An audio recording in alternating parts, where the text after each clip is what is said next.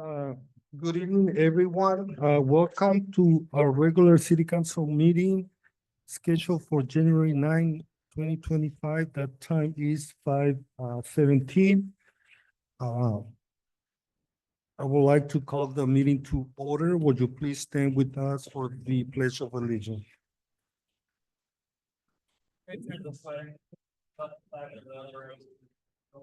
Ready, salute, and pledge allegiance to the flag of the United States of America and to the republic which stands one nation under God, indivisible, with liberty and justice for all. Would you please keep standing?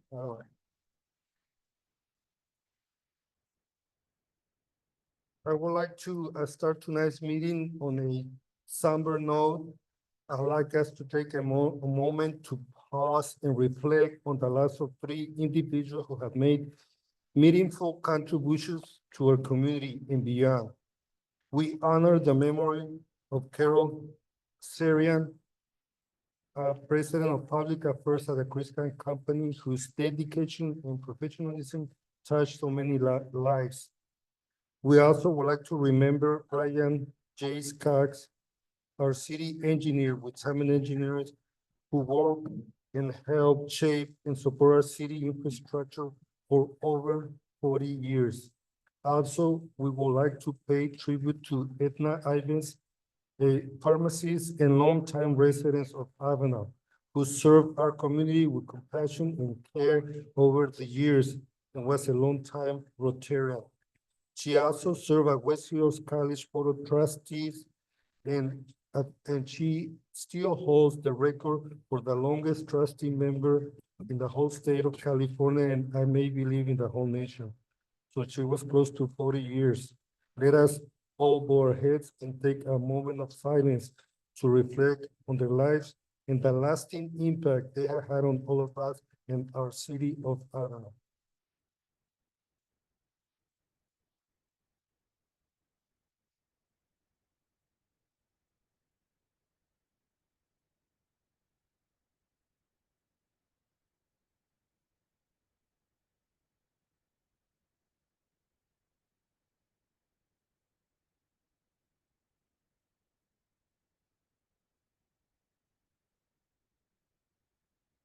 Thank you.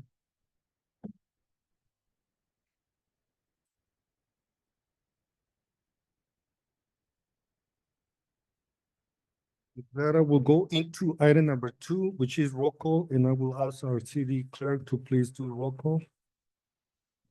Councilman Hernandez, Here. Councilman Verdugo, Here. Mayor Preciado. Here. For the record, we have 3 council members present. We do have a quorum and 2 absence. We have Councilman Gravel and Councilman Ramirez absent for today. Thank you.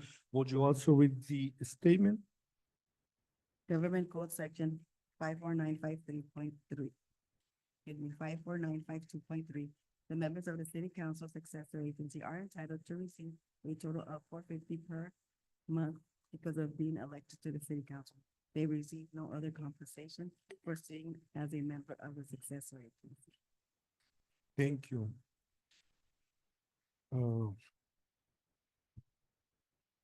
Which I will go now into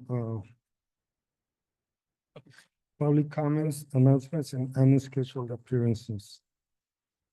Any person may directly address a city council agency at this time on any item of the agenda or any other items of interest to the public that is within the subject matter jurisdiction of the city council successor agency. State law prohibits any member of the city council from commenting or acting on any matters of the agenda. 3 minutes are allowed per person, and I have not received any comment cards. But we still give the opportunity, someone wants to address council. Before we go into the next item, you will have to fill a card and come to the podium. Yeah, just bring the mic closer. So you don't have any petitions to any cards filled by the members, community members? Not at this time. We'll give it a minute for those online. I do see we have one person on Zoom. And we'll see if there's any comments on Facebook. Otherwise, Yes, we'll give you an opportunity to come to the podium and address council.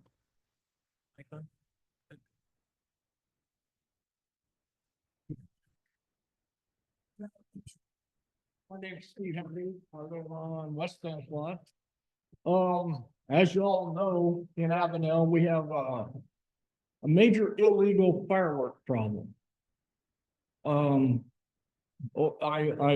I know several people call the police department and they're doing all they can. And I have pictures. I also brought them out my truck from the first or New Year's Eve. I picked up 5 bottle rockets and various other little pieces out of my yard. And one of these days, my garage and the house is gonna burn down. And we need to do something. I don't know what the answer is, but I think PD might need a little help. I mean, they do all they can. You call and it's all over town. And I don't know what else to bring up on that. Another, just a point of interest, the other day I was coming into town, I've seen it twice. And our new little section on 17 and Skyline, that our little loop that's blocked off. When the cart system, the big bus comes in, they're sticking out in the middle of the road. They can't make that access to that one bus stop in front of the post office. That's all I have. Thank you. Thank you for your concerns. and I have one as well, Mayor. So just 2 quick announcements to share with the council and the community. That we do have here the notice from Summers Engineering about the passing of Brian Skaggs. There's a little bit more information. Angie's passing it out right now. There are services right now. They're doing a rosary in Hanford, but they will be having the funeral tomorrow starting at 10. If anybody would like to participate on behalf of the city, I believe Public Works, Scott, you're going, right? Yes. And Angie plans on going as well. So if anyone would like to join Angie tomorrow, there's an opportunity to carpool out there. I unfortunately have a few other appointments already. And then the other announcement is that on Monday, the city will be receiving a check to our recreation or community activities department from Avenal State Prison, a donation. So they'll be doing a check presentation at noon at Avenal State Prison. So anyone would like to come and join us, we'll be taking some staff members. If any council would also like to join, please let Angie or I know. Thank you. What time? At noon. At noon.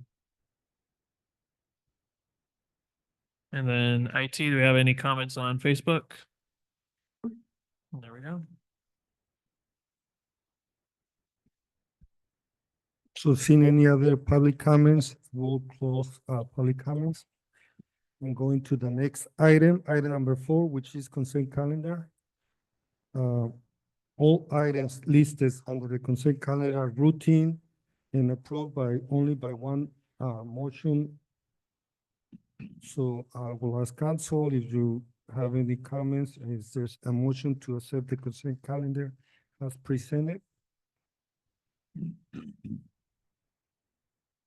The one thing of note that since there was no council meeting in December and in November, there was not a quorum. A lot of these items are everything that happened between that time period. I will make a motion to approve the consent calendar as presented. Is there a second? I'll second it. A second by Councilmember Hernandez. Angie, roll call, please.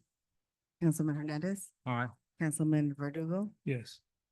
Mayor Preciado. Yes. For the record, it passed 3 ayes and 2 absence. With that, we'll go into item number 5, and that is to consider a resolution accepting November 5th, 2024 election results, and that will be resolution 2025-06.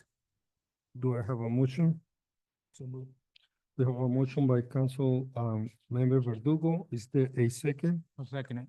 The second by Councilmember Hernandez. And you roll call, please. Councilman Hernandez, Aye. Councilman Verdugo, Yes.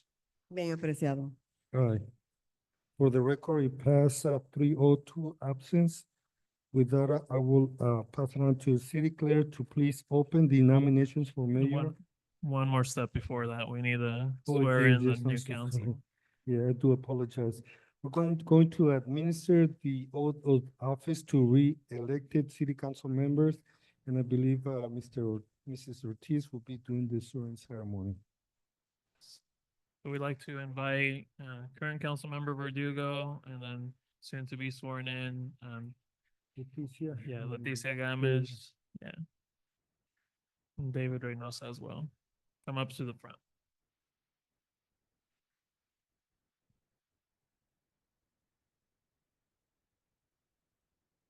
All three together.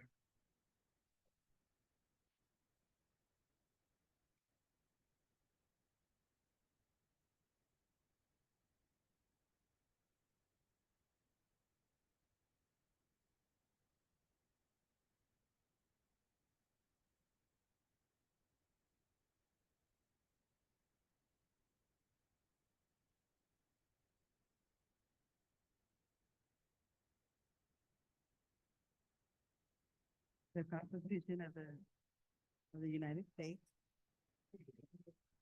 and the Constitution of the State of California against all enemies, foreign and domestic, that I will bear true faith and allegiance to the Constitution of the United States, the Constitution of the State of California, that I will take this obligation freely without any mental reservations or purpose of evasion, and that I will faithfully discharge the duties upon which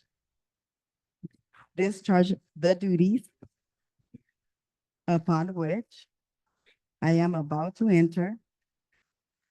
Congratulations.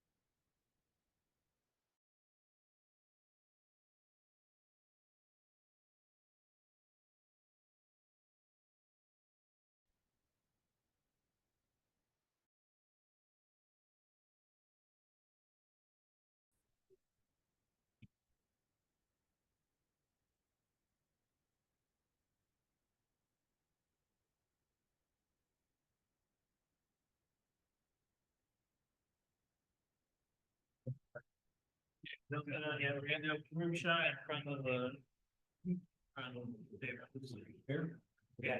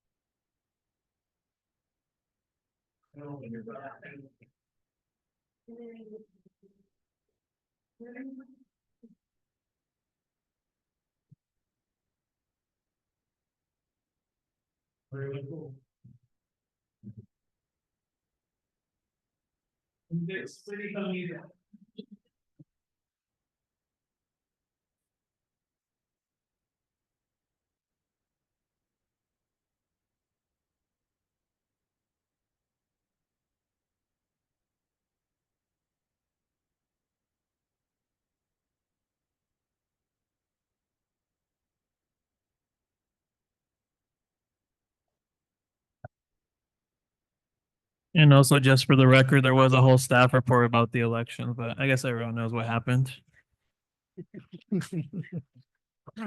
You did a good job, Mayor. Thank you. Speedy Now, meeting. now with that, we'll go into item 5.2, and that will be, city clerk opens nominations for mayor. President to her. Yes, I am opening nominations for mayor. Do we have any nominations for mayor? I would like to nominate Alvaro Preciado for mayor. Do I have, Second it. do you have any other nominations for mayor? I need a motion to close nominations. Nomination to close the, for mayor, correct? A motion. A motion to close. Oh, motion. And you're seconding the motion, okay? So now being the new mayor, I will hand off The roll the, call now? Or- the platform to We have Mayor, to vote. Mayor Preciado. Okay, thank you. There we go. Thank you, and appreciate your, support.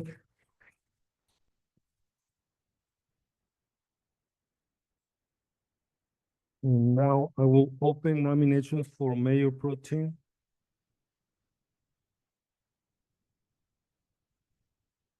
I would like to nominate Leticia.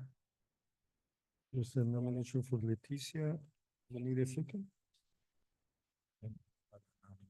Is there, yeah, is there, And, is there any, are there any nominations for mayor pro tem? Or a second. For a second, yeah, you can nominate yourself. Nominate myself as mayor Okay. pro tem. so. We have two nominations.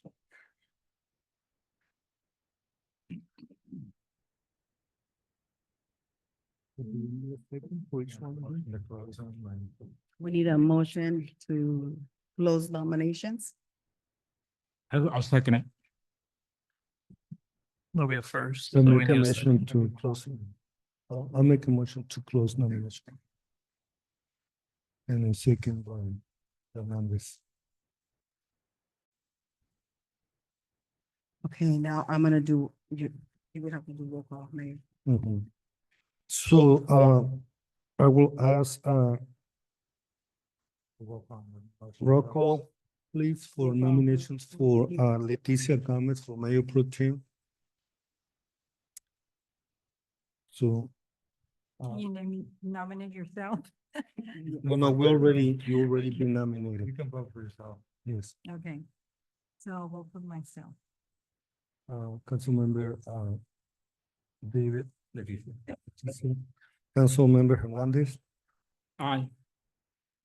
Are you voting for Leticia or Mr. Verdugo? Leticia. For Leticia.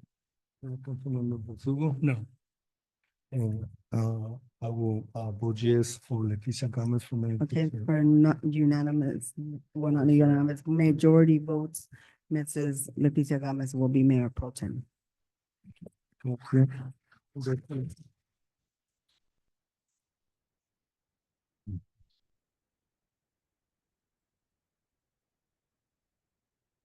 Now we'll go into item 5.3, and that is to review and amend the board assignments and appointments.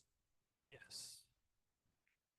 Angie and I will both take this. You don't mind passing this along? Let me move on to that item here.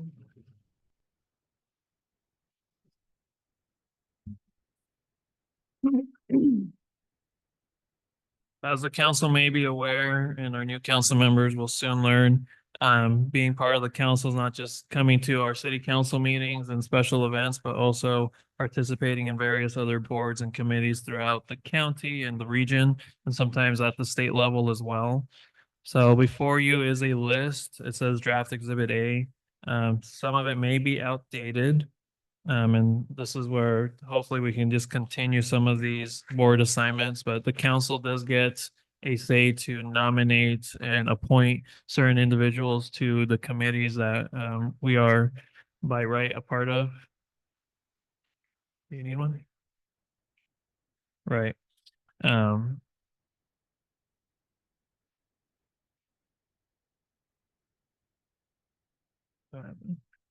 We have this on, well, we have it on this. yeah, we have it on the screen. It's loaded on. We just didn't bring enough of these copies. That's in the packet as well. I just brought it separately so people could see it. There's the copy, there's the agenda. There's the here's what it's in. There's agents. Yes. So just to quickly go down the list, I believe the first ones do require that the council do appoint a primary and an alternate. I don't recall on the CHOA. But the council may be aware that we are in a joint powers authority, JPA, with the Avenal Hospital District. That's where we have one council member as part of it, and they have one board member of the hospital district forming the City of Avenal Operating Authority. So currently Mayor Preciado has been the primary on that.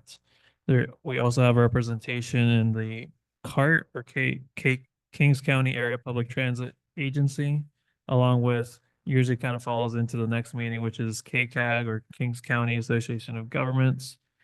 Currently the mayor and Avenal were able to have a seat in LAFCO, the Formation Commission.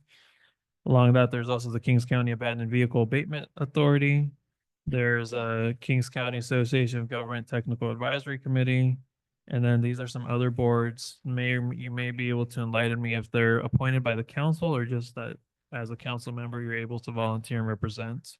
Being the San Joaquin Water Infrastructure Authority, the San Joaquin Valley Air Control District Special Selection Committee, the governing board on the same San Joaquin Valley Air Pollution Control District, the South San Joaquin Valley Regional Public. What was the rest of that one? Public agency? Yeah. And then we also have representatives that the council is able to appoint to the Kings County Commission on Aging. It was at one point Councilmember Hernandez, but it can be a member of the public. So it is Francisca Velez. Also, the Citizens Advisory Committee, the city manager has been appointed to represent there. Missing here is also the Kings County Action Committee, KCOA. I've been appointed there. And then the Planning Advisory Committee. And I know, Mayor, you've been kind of the head honcho on many of these, so if you'd like to explain some of these or enlighten us a little more. Yes, thank you. It is very important to represent the city at these committees and boards. For the first time in a long time, the city of Avenal has been a member of the Air Governing Board. Before used to be a city official from the city of Hanford for a long, long time. I've been there for 5 years already. Also, we never had a seat at LAFCO, which they make annexations for different other cities within the Kings County, which is another important board to be part of it. Also, the San Joaquin Valley Policy Council is a compromise of the 8 counties in the Central Valley from Stockton all the way to Bakersfield, Arvin. And that's also a very important board to be part of it. We never had a seat there before. I've been alternate for this board probably for 6 up to 8 years. And finally, I was moved 2 years ago to the San Joaquin Valley Policy Council. Also, 5 years ago, I finally was moved up to the Air Governing Board and also the Kings County Water Agency. We didn't have a city official there. Uh, there's a big commitment being member of those boards because like their governing boards, it meets at 9 o'clock in Fresno. And it's 3 to 4 hour meetings with a closed session.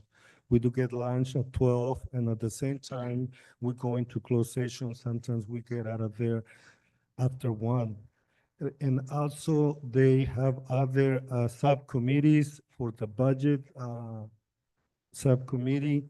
And also when there's other implications where CARB needs recommendations, we also meet, especially for finding the new chair and vice chair. They actually change the chair and vice chair every year. So there's a subcommittee. So it does take time and free time and commitment to represent the city in all those boards. The one for Kings County begin at 1 p.m. with LAFCO, then CARD, then Kings County Association of Government, and then every quarter, we also have the Vehicle Abatement Council Committee. So you're there since you gotta leave by 12 or before 12 to be there, make sure you're there by 1. And then after the last one, finish about 4:30, so you probably won't be home close to 6 p.m. So some of those assignments are very, very time consuming, but it is important to be there representing the city and finding, trying to help make policies and also bring issues that our community are in need, transportation, affordable housing, infrastructure, all of that it is very important. And as you're part of there, especially for the San Joaquin Policy Council, they go to Washington DC every year. In the 5 years I've been there, last winter, was my second time going to DC, and you actually get to meet with the Congress people, your senators from the state, and lobby to bring funding to our city, to our state. We go together as the 8 counties, and it's called Valley Voices, and we all together ask for, like this last time, we advocated for the State Highway 99 corridor, also for the Diamond Block in Stockton. Also many, and we've been successful bringing funding to also the Farm Bill that Congressman Valadeo introduced, which will hopefully bring more funding for rural roads. As you know, it is very, very expensive to rebuild roads and to maintain, especially when the city, at the city limits, go all the way to the state aqueduct. So right now, we're planning and been saving for a long time funding to rebuild that road. We did a preventive maintenance because the county is already beginning to rebuild Avenal cutoff from State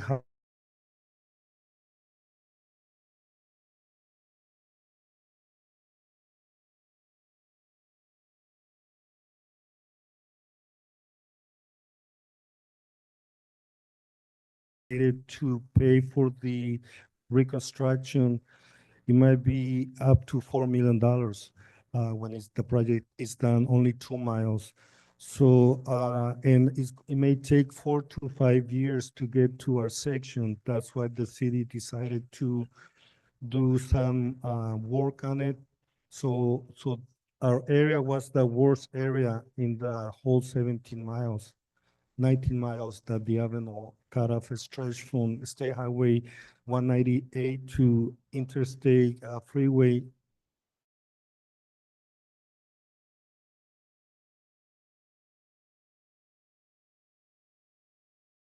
and represent the city.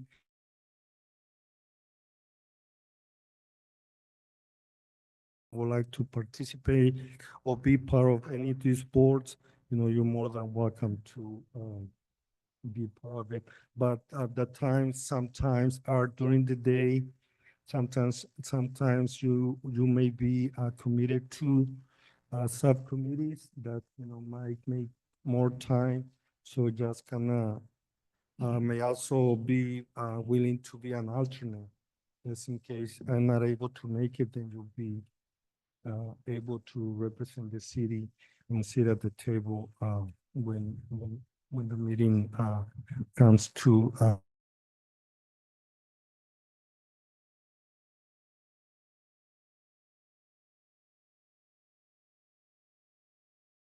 and Yeah, the ones that I know time are asking just to know if the mayor still will be participating or if there'll be another council member will be CART, KCAG, as well as the abandoned vehicle abatement service. Yeah. Not sure if there are any others, mayor, but I know those definitely do have an alternate that can participate. yes, also the special city selection for the San Joaquin Air District. So those are four boards that May need an alternate. that need to reappoint and can have an alternate as well. Mm. If there are any nominations or any suggestions.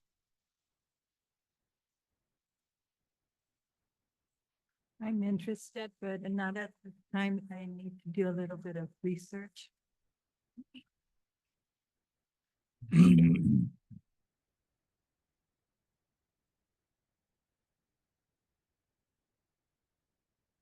Kings County Community of Aging's been asking me to sit on that board, so I'll put my name on that one.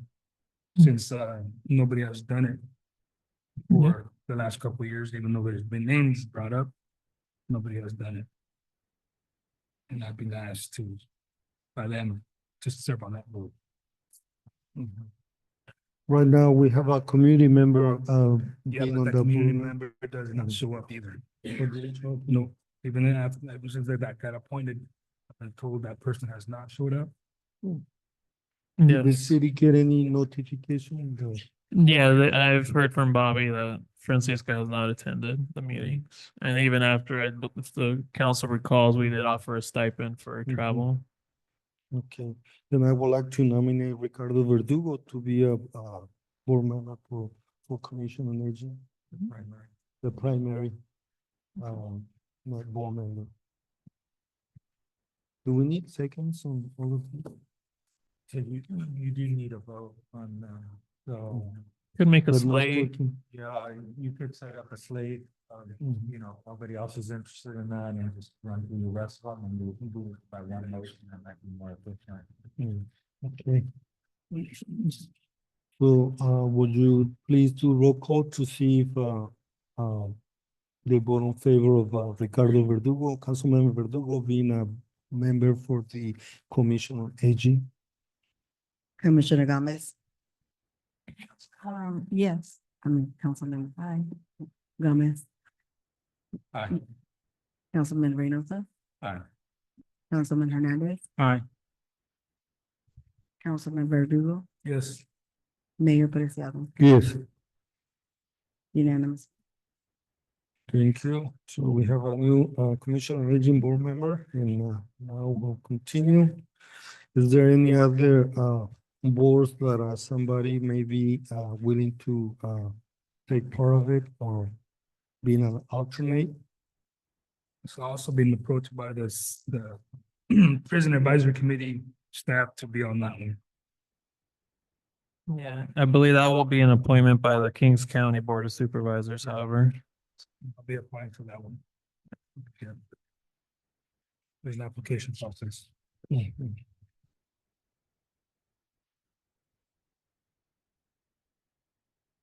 Is there any interest on any of the other boards? Or serving as an alternate Also, potentially.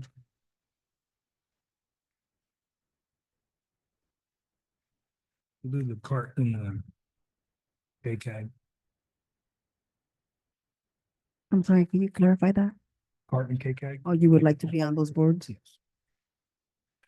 Well, Uh, I believe on that one, the mayor usually is the one that puts for. Right, and then we Kings need County an, Association. of and then an Governments. alternate to participate. So if you'd like to participate, Yeah, alternate. yeah, when the mayor doesn't, can He can be be at the the alternate. meeting, then, or, yeah, Mr. Verdugo can be the alternate. Oh, I'll put him down. So for both of those, Because they're back to back. That's okay.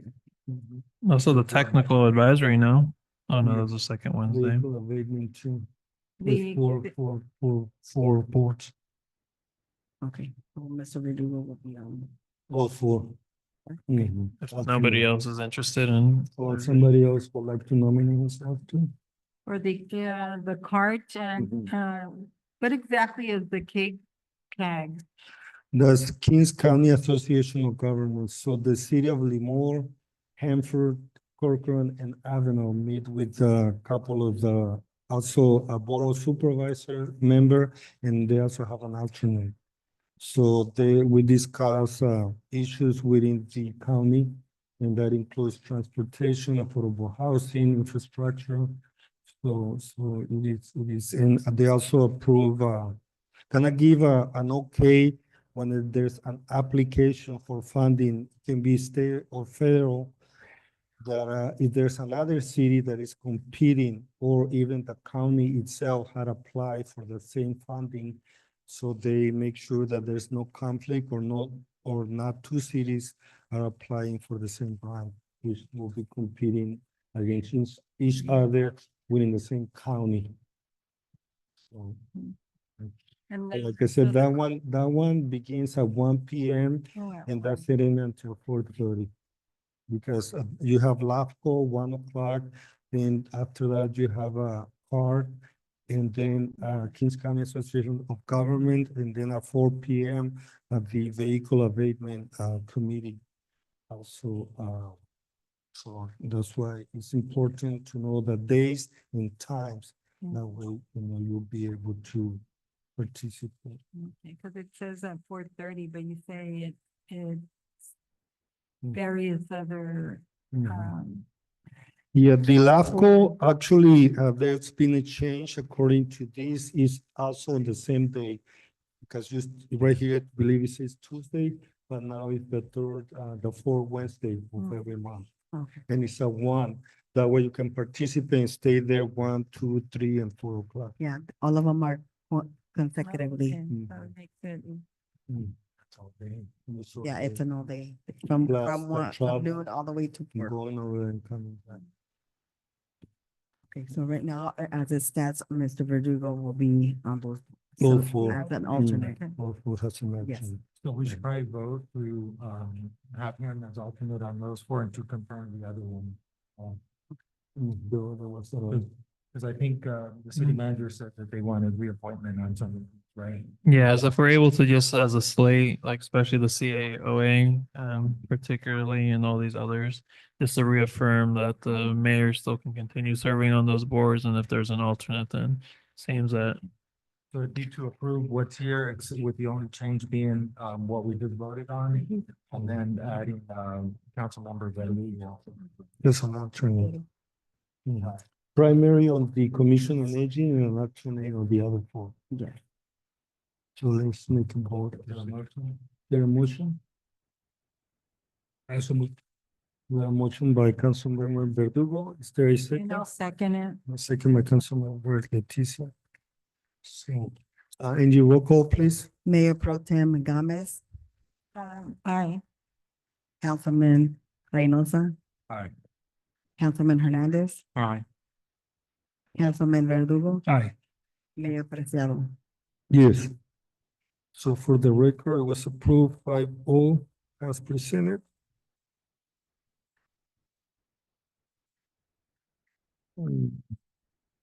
This is, with that, we'll go into item number 6, which is activity reports, special presentations, and committee reports. The very first one will be public works, which also includes code enforcement, animal control, and also, water treatment and sewer treatment. There'll be, Scott Davis. Super. Good evening, Mayor and members of council. Congratulations on our new council members. Thank you. You have before us our public works report. Is it on? I can hear it echoing through. That's why I said it so far away, so I didn't blow everybody's ears out. Anyhow. Before you have our public works report for November and December of 2024. Code Enforcement Department continues to work on property abatements, graffiti, and the illegal vendors and home kitchens have still been an issue, and Lupe's been working flex hours to address those problems. And he also works on other projects as needed, which has been quite a few over the holidays and stuff. Parks and landscape, we just continue to maintain the Rice Park landscape areas on Skyline Neighborhood Park, Skate Park, Sports Complex, the Ken Brown Safety Center, and the Elliott Park.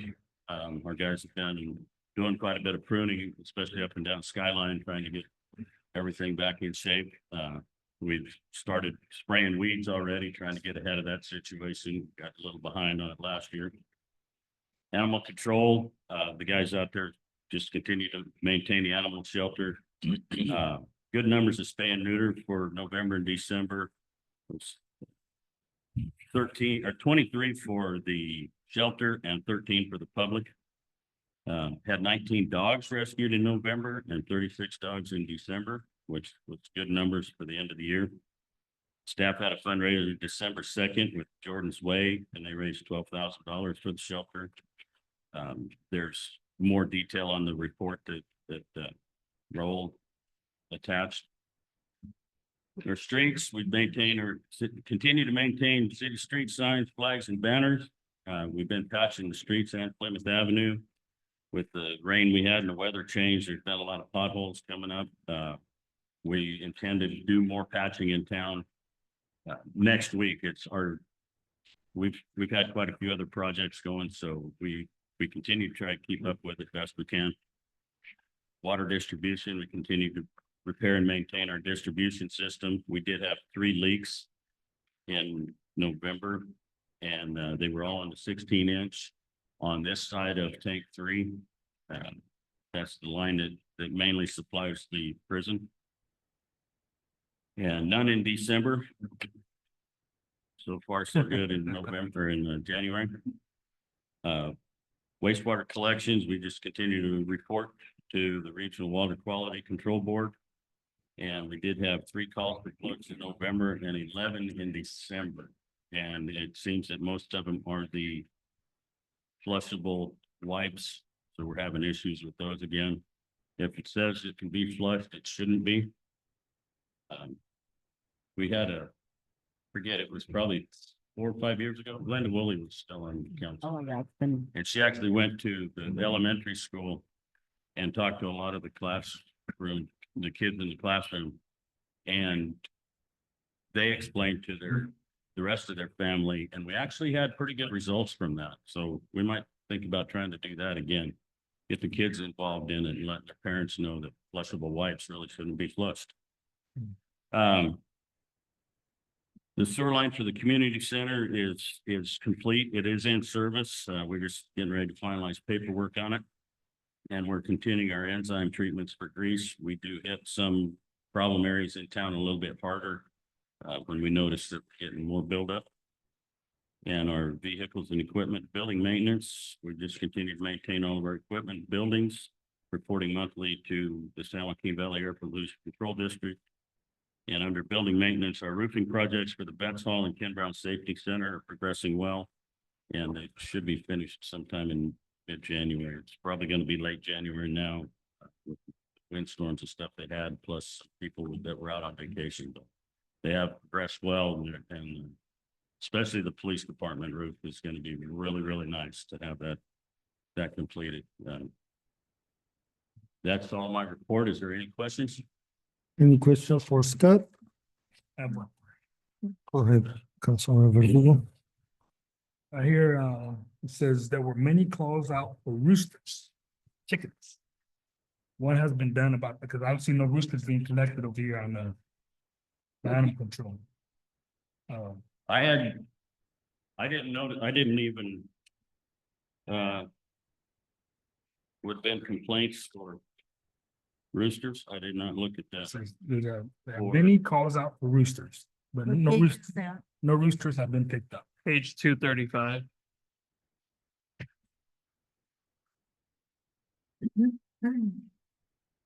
I guess I can't answer that question. 235? Yeah. In the packet, 26. yes. Okay. Okay, So that's not on any of my public works reports that I received from my public works employees. So I cannot answer that question, but I know we have not picked up a whole bunch of roosters. Yeah, I don't see no accountability from, so. It's wondering what happened. That was back in November.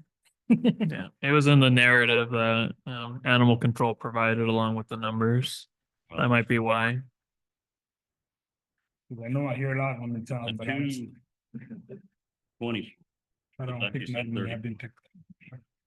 So they do, anytime they do go out and check, but a lot of times they can't get into the backyard or they don't see the roosters, don't find them. So I will get with our animal control officer and find out more information on that. Thank you. Is there any other questions for I Scott? also have a question about animal control. In the months mentioned, how many dogs were picked up actually from the streets of Avenal and taken to the shelter? Those are on the reports brought to the shelter in November 15.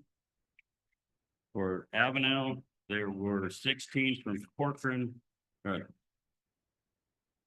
9 from Corcoran in November, 15 from Avenal in November. It's on the report and he highlights it in a box brought into the shelter for the month of December was Corcoran brought 16 and December for Avenal was 16. So he does highlight that box and that's the number of dogs that are brought in each month. That's not, that number is in the total that have been either rescued or whatever, but that's actual dogs brought to the shelter from the city that month. So December, there were 16 dogs picked up in town. Thank you. Yes. Yeah, page 223 actually does show roosters, chickens, owls, turtles. It does show 1 and 15 dogs brought to the shelter. Yeah, and he started highlighting that when that question was brought up last year sometime September, August, September. And so that's why he highlights that box, that's actual or just that. So it doesn't blend in with our numbers. It's still blended in with the rest of the numbers, but he highlights that just for that one that was brought. It talks about deceased animals, cats, dogs, cats, and others. Are they euthanized or what? No, is it? those are animals that are usually picked up on the streets that are already Oh. deceased when we bring them to the shelter. So they, okay, so they, He does have a separate euthanized number on the upper part of the reports. oh, so- okay. Gotcha. So these are dogs being brought in deceased already. They're already deceased animals, Okay. yes.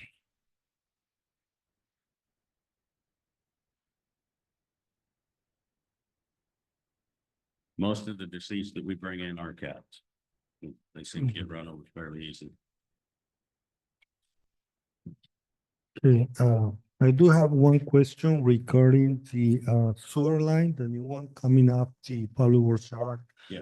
Going across the community center. So I did notice that it's been closed completely. Are there any, it's still not hooked up to the new community center, is it? I didn't. Is it already hooked up to the community center or it's not? Yes, it is. Yeah. So it's. Once we get the plumbing finished inside the building, it's connected, it's already.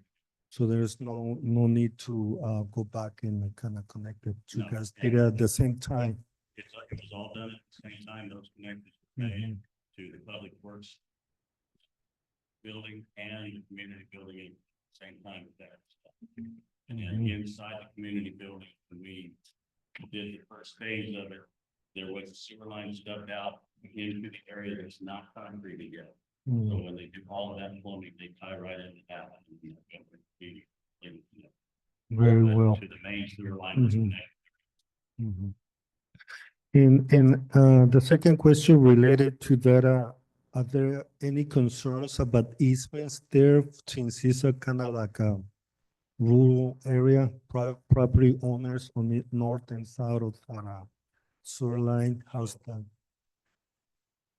West of city's property, there was already an easement, would be the Whitney Street easement through both of those private properties. We did look at that when we were doing the design of the sewer line and checked all the records, and those easements were deeded to the city. We have the full width of Whitney Street deeded to the city, so we didn't have to acquire the new easement or anything for it. Everything up to the city's property already has easement. That is secure, thank you. Any Yeah, other it is a questions? 6-inch line from the shop to combination community building, and then these, our property, it gets under the Whitney easement, it's community. Mhm. So it's big enough for development on both sides of that. That's okay, that's very smart to have the vision for the future. Yes. New and that development. was, you know, we gave everybody the moment of silence. That's one thing that Brian Skaggs always looked at was future development. Mm. When he designed something like that sewer line, he accommodated for future development, so we wouldn't have to go back in and upsize the line or put a second line in. Mm. He was good at looking towards the future. Very, very proactive. So are there any other questions from council for Scott? Yes. No, that was my way. Well, thank you, Thank Scott. you. Very good report. With that, we'll go into item 6.2, and that is the IT Department Activity Report by Humberto Bermudez, IT Manager. Still on? All right.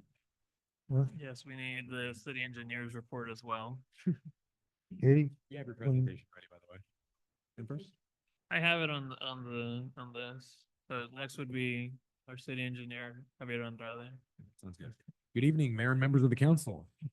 You wanna Alright, let him present? Hmm? You wanna let him present? Oh. So, just so I can lead into it since it was already. Yeah, sorry, Humberto. so we have 6A. That's a City Engineers Activity Report, Javier Andrade, A&M Consulting Engineers.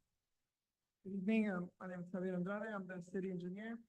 So I'm just gonna go over some of the things we're working on. So if we can go to the next slide. So I'll go over some quick project updates, for the, Avenal PD event tomorrow. We're about 90% complete, we're gonna be completion about before the end of January, so that project's coming along. Kids Pocket Park, I have some pictures in here for later, but the project's in construction, and actually the playground's starting to get built. Committee guard restrooms is complete, we've got a few cabinetry to do. And we're still working on the 2025 road project. We did a town hall, and I have some follow-up pictures.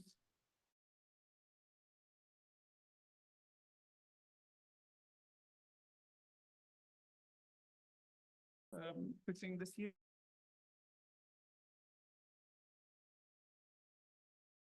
City manager and self-help, and really that's looking for funds to upgrade our water treatment plant. And the community center building, we are currently out to bid. Bid open in January 23rd, and construction will probably begin in February, so we have to present that. And then we're also working on veterans hall remodel. Next slide. So the first project I'm gonna touch on is our 2025 citywide road rehab project. So we're looking at all these roads for the first phase of road rehab construction. Along with this one, we're trying to see what's the limited budget we have how do we pick which roads are the worst condition and what type of improvements we can do. And at the same time, using some of those funds for safety upgrades. So next slide. We try to identify these roads. Obviously, we look at condition of the road, but we're also looking at having meetings. We had our first town hall last month. And so we're planning having a second town hall to get some input. And go to the next slide. During the town hall, we kind of printed out some maps for everyone to look at. And we gave them the ability to look at the map of the town and identify which areas they want to improve road safety and which areas they want to improve walkability. So they came up and put up some stickers as well. Next slide.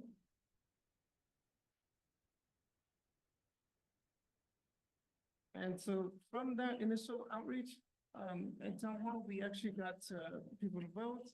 And we gave them the option to pick either roadway safety, walkability, or road maintenance as the priority. Everyone had 2 votes.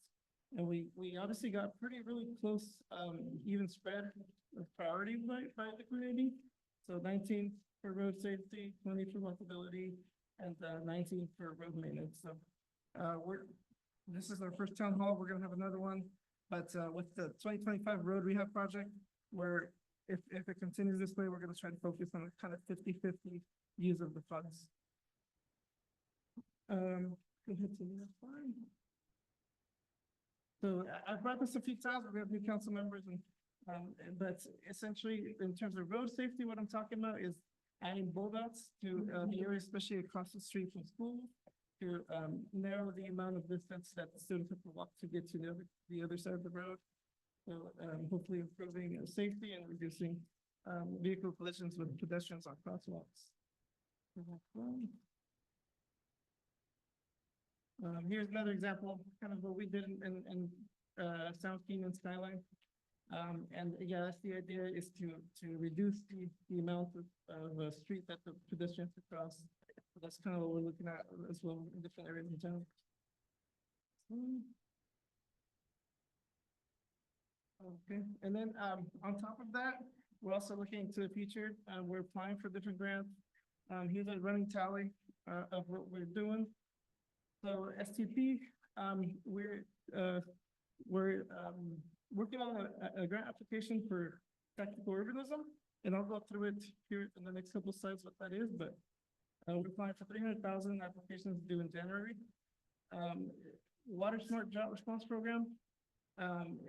We applied for this project. I have a graph coming up for that, but we applied for $8 million. Now it's supposed to be done next month. ATP, we were not successful. We're gonna wait for the next round and be more competitive. 8 SIP applications, we are waiting to announce next month as well. We're pretty sure we're gonna get those. Those are set aside for cities, so we're pretty confident of those. And for 2024 STP, we were awarded $350,000 for a climate action adaptation plan. For CMAC, North 7th Avenue, that was from last year as well. We were awarded $3.5 million to make a trail on 7th Avenue, north of 7th. CRP, 600,000, we were awarded Safe Streets for All. Last year, we were awarded for a Vision Zero plan, and we're waiting for the interagency contracts. And for REAP, regional, this one's new. Just at the beginning of the year, we were awarded 175,000 for citywide water master plan. Okay.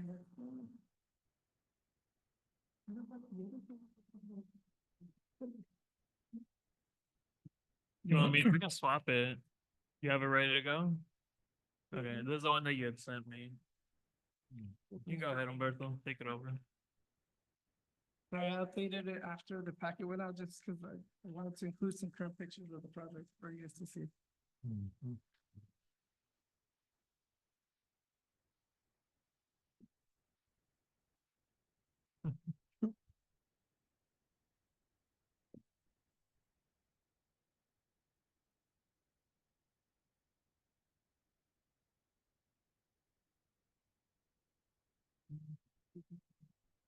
That one, yeah. Oh, there it is. So, I just want to show these pictures essentially at the kids' pocket park construction progress. Next slide. So just in the last month, they started pouring the curbs inside of in the park area where the playgrounds are gonna be. Next slide. And so this is that same area, that curb is gonna retain the drainage area.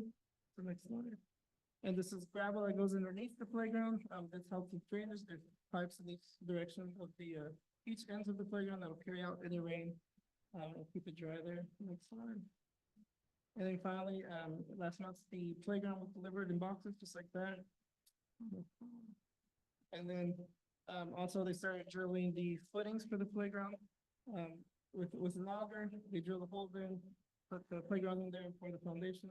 Next slide. And this is just from today. They actually, it's me have driven by, but there's, they started putting together the playground, forming it piece by piece. Next one. This is kind of what it looks like right now. And they're, trying to look at. About the grand opening. Yeah, it should be done by the end of next month, so we could start planning a grand opening. It's gonna be really, really beautiful. What's the capacity for the park? Capacity in persons? I can get back to you on that. I don't know off the top of my head, but it's a smaller pocket park. But it does have two playgrounds. Each playground has a max capacity. That's what's gonna govern. The outside area is more passive, so there's no like occupancy. But I'll get back to you on that. Okay. Is there gonna be any limitations to children who may be using the playground? Because I know we had the intent to be a playground for, special needs children. But seeing that it's in a neighborhood where other children may be, wanted to use the park, do you have anything that in mind for the extra use that may be? Yeah, so in terms of ADA accessibility, what's good about this park is it has a rubber surface. So instead of having like mulch or sand in the playground area to capture, the reason they put that on there is so if a child falls from the playground, there's less of an impact. And so instead of sands for this one, makes it special is we're putting the rubber surface kind of like they did back then in the other park. And that allows you to roll up to the playground with the wheelchair. And there's other accessibility that, well. Yeah, and just because we have been part of the surveys and the town halls that we did regarding the parks that the community were requesting, some of the features obviously they wanted was a restroom and water fountain, but specifically because this would be for all children, special needs particularly, they wanted to ensure that there was fencing to help secure the area. So there is kind of a limited entry and exit that way just to help monitor all children. So it was, all those elements were put into the design. Yeah, it's really good for kids with special needs. They close the gates and let them have their kid in there with them in that way that they're gonna run into the car. Into the streets. So seeing that also in the planning, it's also supposed to be connected to the wonderful fitness park. So is that also gonna have to be modified for children not to exit into the street on that area on San Joaquin? There's a gate that's shown it's gonna have access, whether it's ADA access, I'm not too sure, it might be from the sidewalk. But we do have access to the workout stations and all that right there. Is that kind of what you're asking? Yeah, but in case that children with special needs go into the wonderful fitness area, if they can exit through San Joaquin, is that gonna be something that we can? Because right now those doors are fully open. So my concern would be for them to exit from the park through the wonderful fitness area into the street on San Joaquin. Yeah, we'll have to monitor kind of that usage because there's a bit of a steep incline to go from the new pocket park to the fitness court. So, and it actually doesn't have a pathway yet. It's all gravel. So it may not be as accessible just to jump out there. So that may be something we can monitor and kind of assess in the future. It may be a risk. Down the line, we could put a concrete ramp with better access, like you said, or with clothing ability. But right now it's not, yeah. We're kind of, the budget is, we made some cuts to try to make it fit, but it got budgeted and granted, maybe 4 years ago when prices were way different, so, but we are making it work with what we have. Well, the reason I say it because right now will be the time to kind of address those concerns. And I think safety, even though we limited on the budget, but I think we still need to have the funding to address those safety concerns, especially for special needs kids. So have you heard that people want it more to be gated than us so they can be able to close it off? Yeah, kind of have a better connectivity between the two parks, especially, for the special needs, and also some kind of a locking device on the entrance of on San Joaquin to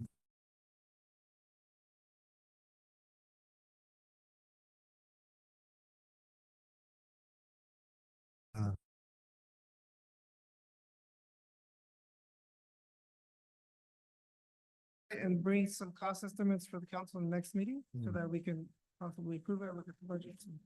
Yeah.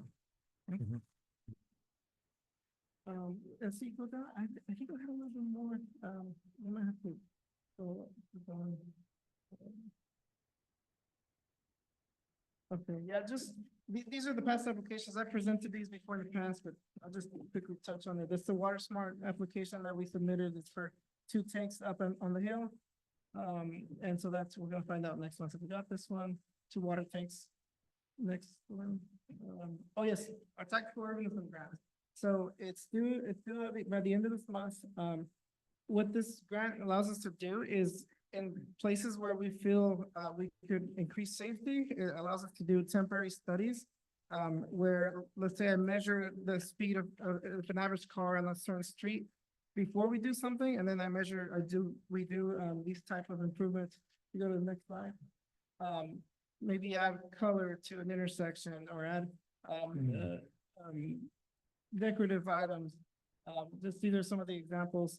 And what we do after that, we check the speed of the street after the improvements, and we see and monitor if it made any difference, and if it did, we write that down, and we use that as proof to essentially to apply for more grants in the future and say, hey, these things worked.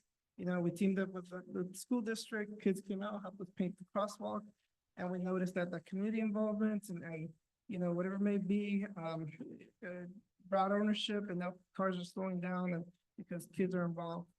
That kind of stuff allows us to make a great case for grant applications. So this grant is going to pay for materials, time, and research, and anything we need essentially to come up with these temporary improvements and use that for future applications. So that's awesome. Yeah, that's pretty much it. Nice. Any questions from council to Javier regarding the presentation? No, not at this time. No. Thank you for that great presentation. Thank you. Yeah, and just so council, the new council members are aware, staff, especially Javier, are always available and willing to answer any questions. So if you have questions, invite them through me or, directly. And with that, we'll go into Humberto Bermudez report. That will be IT department activity report. Thank you. Like fell asleep during that presentation there. All right, good evening, Mayor, members of the council. So it's been a pretty solid last 2 months. We can give you a quick few updates on the internet situation over at some of our sites. So Spectrum Enterprise finally returns with a temporary solution for the police department, potentially leading to a long-term fiber installation solution. Should the need arise across other businesses across the city. It's still a work in progress right now, or rather it's still sort of an up in the air thing. So regardless of whether or not we sign off on a contract with them, fiber is not guaranteed. Again, it just comes down to the needs of the community, but it is an option that is available to us now. Cal.net also sends over a new draft proposal that appears a little more favorable for us. The initial construction costs remain the same at about $200,000, but the draft proposal does mention a little bit more of a digestible monthly fee for all of our sites. We cannot guarantee that that would be the final price that we'd be paying for all 17 sites that we want to have connected, but it does look a little more promising. A quick napkin math more or less tells us we'd be looking at approximately $200 per site. We're not sure if that's per site or if that is going to be per site that we chose to have activated upon tower installation. So there's still a few more details that we have to work out there. I still need to get in touch with our city manager to kind of to look over both of these draft proposals and see who we want to continue with from there before we proceed with signing off on anything. On our phone systems, Verizon offers a porting solution over for our immediate numbers over at the police department, is including a demarc trace to retain the outdoor dispatch phone functionality, meaning the original phone out there at the front is ran through an analog system, and what this allows for us to do is to essentially use that same phone and use the same wires that are ran within the building to essentially connect them over to what is essentially a glorified cell phone box. So the answering machine is the physical handset that you have outside the building, but it does connect via a cellular network on that end. So that's how we would retain functionality while essentially getting replacing the POT system that's been depreciated over the last 6 years at this point now. So this is where we're at on that end. For email progress, our .gov aliases are all tied to .us emails and are interchangeable. What this means is that if your email ends in .us, you are more than welcome to advertise, or actually we encourage you to advertise your email as your name at cityofavenal.gov. There is no major action required on your part. Any emails going from either that are sent to either .gov or .us will all be retained in the same inbox. So we are solid on that end. Shared inboxes across departments are to be converted along with the website redesign and domain name change, which just means finance at City of Avenal, administration at cityofavenal.us does not have a .gov domain attached to it. So those will continue to be .us until we make the final transition over, and a public notice will be sent out when said transition happens. For services, IT and utility billing have had the chance to work with OpenGov to update the point of sale service or the point of sale system for our new utility billing software as we complete the transition away from Central Square. Over the course of December 24th, Christmas Eve, I had the chance to track some of the Spectrum and Verizon service availability, during that daily outage that we had. I can't speak too directly based on what was the major cause of it. However, both companies did more or less conclude that the infrastructure we had in town was solid enough. It just happened to be the traces outside of the city, which is why service went down for everybody immediately on both ends. It's a little unfortunate, but we do appreciate that despite Christmas Eve, despite the holidays, we did have a solid men and women out working to repair those lines for us. And I do want to give both Verizon and Spectrum a huge. I appreciate them for doing the work for that. And I understand we all want to be with our families on the holidays, but they were there to take care of us during a time of holiday. Staff still continues to perform regular security maintenance and documentation reporting. And throughout these last 2 months, I've had the chance to onboard the new IT manager on internal city services, as well as going over as a more or less a department restructure as to how we want to handle both internal communications management and social and public communications management as well. I'm sure anybody who's been following the Avenal community events page has seen a lot more digestible flyers. I want to thank our new IT manager Noah Naranjo for being excellent on the design front and on keeping up with the regular postings of ongoing city business.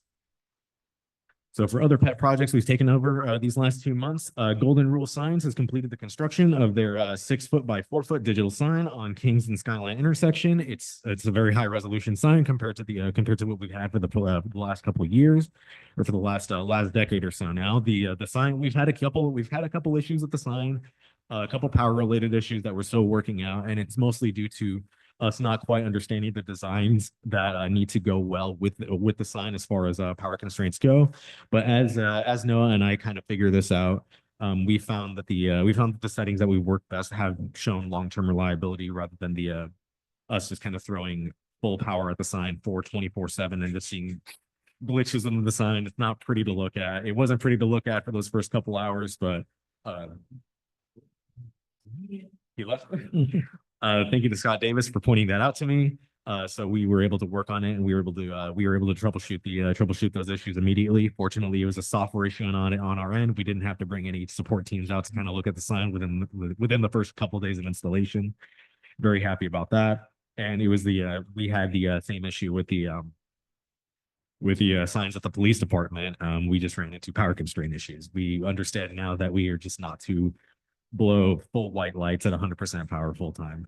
It's a little bit of a mistake on our end, but you know what? We live and we learn, and we're figuring this out as we go. And we want to utilize those signs as best as possible. We're working on design language instructions for both internal city staff and for any other organizations who may need to take use of that sign, namely with Kings County Behavioral Health, who did sponsor. Was it 50 or 100,000? Do you remember?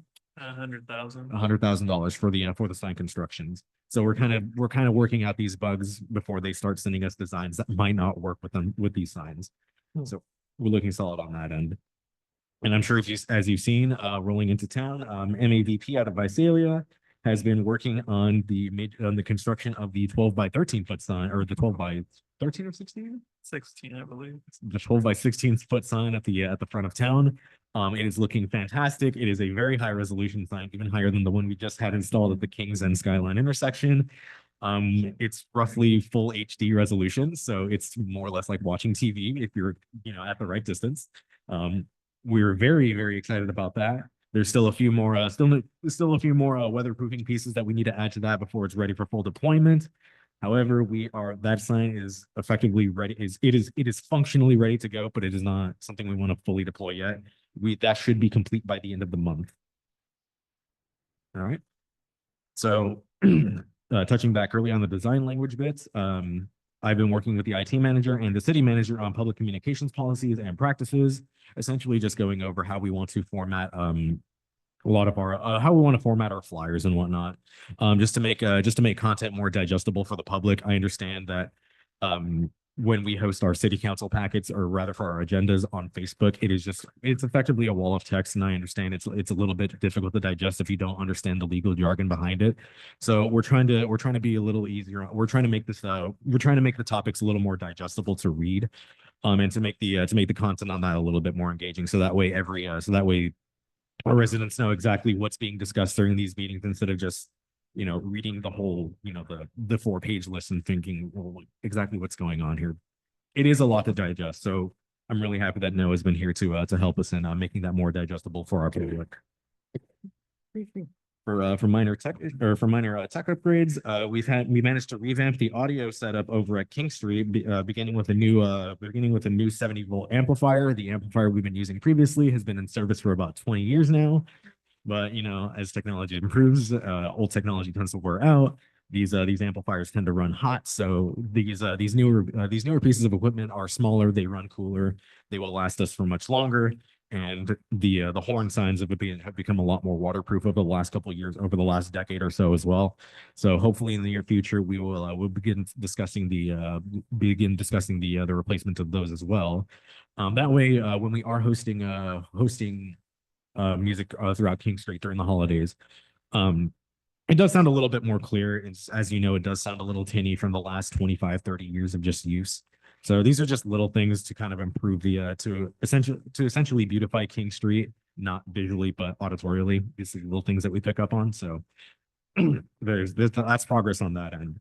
With that 70-volt amplifier, we also had the chance to demo a secondary one to replace the one over at the council chambers as well. So we're at the other set of council chambers over within the Avenal Theater. So we will have a little bit of a revamp on there as well. So happy to get that taken care of. Finalizing actually, we have finalized the quotes for the 4 printer vendors to present to the city council for the new lease. I will be discussing that later today. The website redesign introductory meeting is slated for next week. As the timeline is completed, staff will provide a public notice regarding the finalization of the cityofavenal.gov domain, which just means our new website will be cityofavenal.gov, not cityofavenal.com, as per state regulation. And all of our emails will be adjusted accordingly. So it will all just happen in one fell swoop. Staff continues to work with the Avenal Police Department and Crossroads Software for debugging and plans for final deployment. There's just 2 little issues that we're running on regarding the workstations that we have and some training for our officers. But once we're through with that, we are effectively ready to go. It's been a while. It's been a long time coming. We've been battling this for the last maybe 3-4 months now, but we're finally at the finish line. We just got to take those last 2 steps. And we have reached out to Crossroads Software Support to help get these to help get over these immediate hurdles. Staff continues to determine final details of the rental space and accommodations for Kingsview regarding a long-term space for their services. And we are still continuing to maintain the city website and provide tech support across all facilities. It's been a bit of a long report. It's been a good 2 months, but any questions? Any questions for Humberto? Go ahead, Mr. Verdugo. I got it. Sure. The signs the new sign that was put up here. Yes. I know before they used to have to go to the sign and type in all your stuff in there. Is this sign able to connect remotely, or do you gotta go to the sign still and type in all your information? As it is right now, they are remote. And actually during this meeting, those photos that you just taken, a few of those have been put on those signs as we speak. Remote.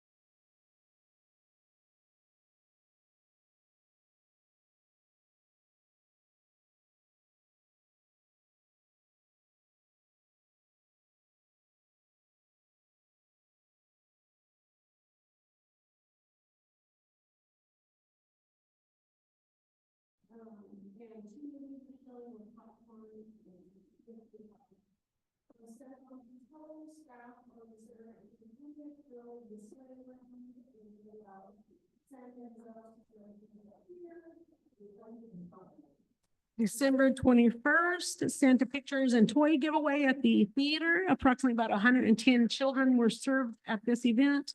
I'm not sure where the toys came from. We had a couple of wrapping parties and wrapped a lot of toys that were at the PD. So do we know where those toys came from? Yes, the sound came from Aria through Elisa Ramirez, who was able to purchase those.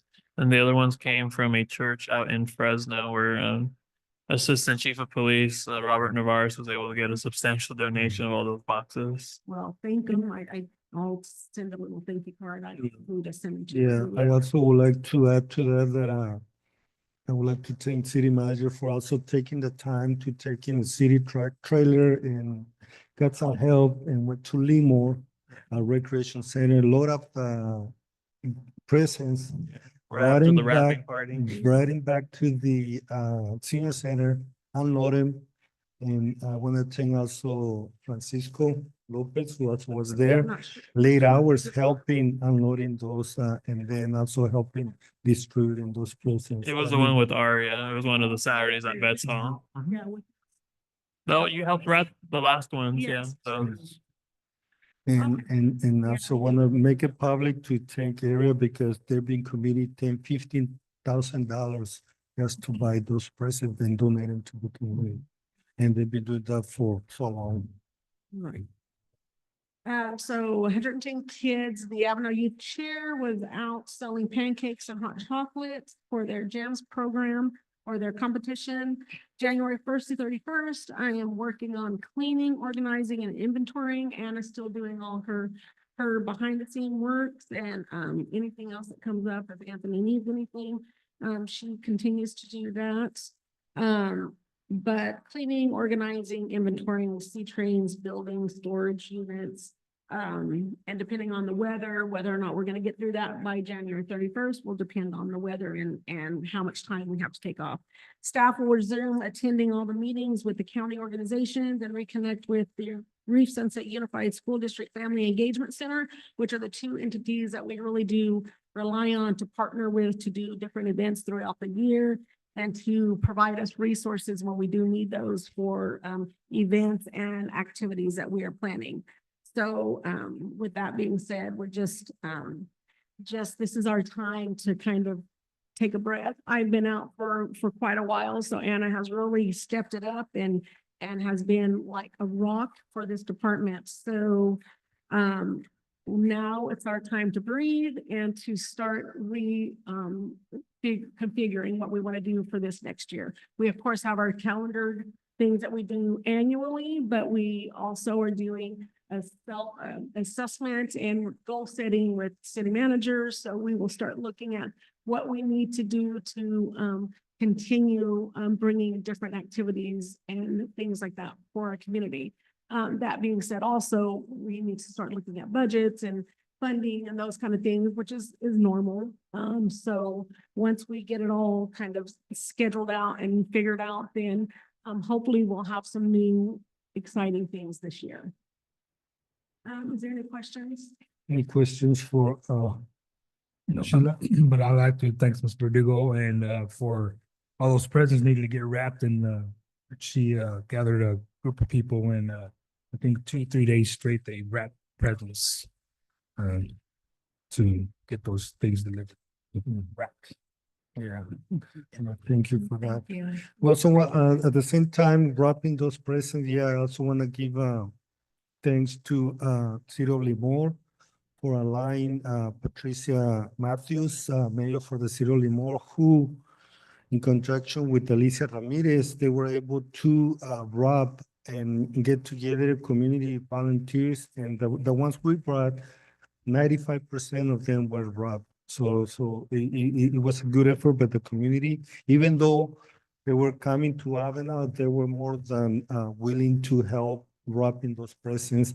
So when we got there to collect them, they were almost done wrapping. I know it's time consuming and it takes a lot of people to to wrap, hundreds of presents, but yeah, but, yeah, but I also want to commend you and your department and your volunteers, because I was gonna say that's what it takes, collaboration from a lot of people willing to do an event, like the, Santa on Patrol.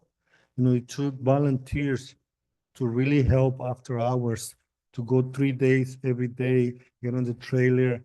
There were so many people involved, and sometimes, people don't like to be recognized, but I do like to recognize all those volunteers that really, really help make Santa on Patrol a success event that took 3 days, but we went through the whole community.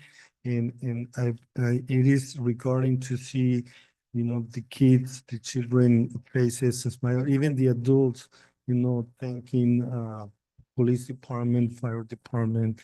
Councilman Verdugo was on the trailer too. Carla here present, Lupe Chavez, Tony, myself. I think together we can do a lot for our community. So I want to thank also Leticia Gomez was there 1 or 2 nights helping. So I just want to say that it takes collaboration and support from, Hey, the Maldaris for your food. It was some delicious stuff. So, thank you, and also appreciate all what the recreation department is doing for our community during holidays. Thank you. And with that, go into item number 7, which is public hearings. We have none. Item number 8, all business. Yes, I can give a short presentation on this one, Honorable Mayor. Go ahead. Yeah, so I don't have a formal staff report on this, and I am hoping we can finally come to terms by the next council meeting, but I am happy to report that I had a discussion with the Superintendent Juan Reese, yesterday evening. We discussed at length about, the priorities of the schools and of course the city to collaborate more and to assist each other and in a lot of different ventures, but particularly in providing safety and assistance to the schools. Knowing that we do have a COPS grant that could help with 3 officers at the school sites, which I believe for 3 years, up to 3 years, Chief. Yeah. And so there was a renewed willingness from the superintendent to work on the agreement and work on actually hiring those staff members or more staff members to help assist at the school sites. The school district doesn't want the city to decline the grant, so we're hoping that we need to have a response to COPS by the end of the month. What Superintendent Reese indicated to me, and I'm happy he did show up to the meeting for a little bit, is that he intends to bring it to the Reese Sunset Unified School District Board at their next meeting next week to see what kind of direction they give him regarding the SRO contract. So hopefully we're able to have something by our next meeting on the 23rd, I believe. So I am hopeful, and I know I've brought this up many times. So hopefully the school district and the new school board are willing to work with the city and get something together where we're able to staff our own police officers at the school sites. So I will keep the council informed on that, but may require talking to some board members, or at least sharing a little bit about why the city wants to go in this direction. But that's all I have to present on this item. Yeah. Just, I would like to add to that comment, and negotiations have been going on for a long time now. But I would like to make a comment that our community, our students, and there's so many activities that happen before school, during school, after school, and on weekends. And SRO is not there before, after, or weekends. It can make it more difficult when there's something that needs to be investigated, or knowing the runabouts of these students that are causing problems in our community.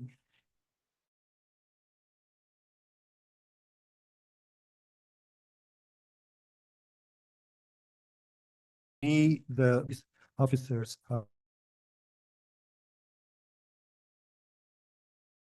change a lot and new ones every year. Now we have a police department, solid police department that can retire here if they desire to.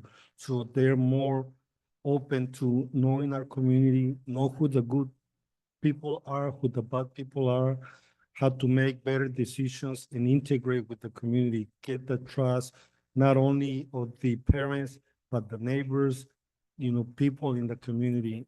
To me, I wish that this agreement moves in for for the best intent and for the better benefit of our community.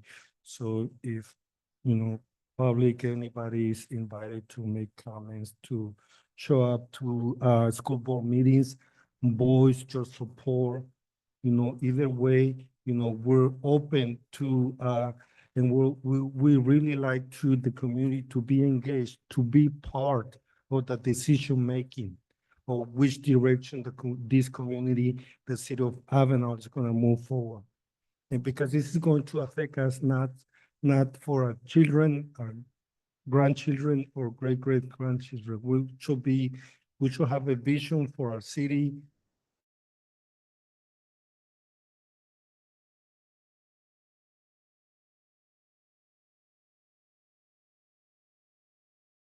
For 100 years generation, but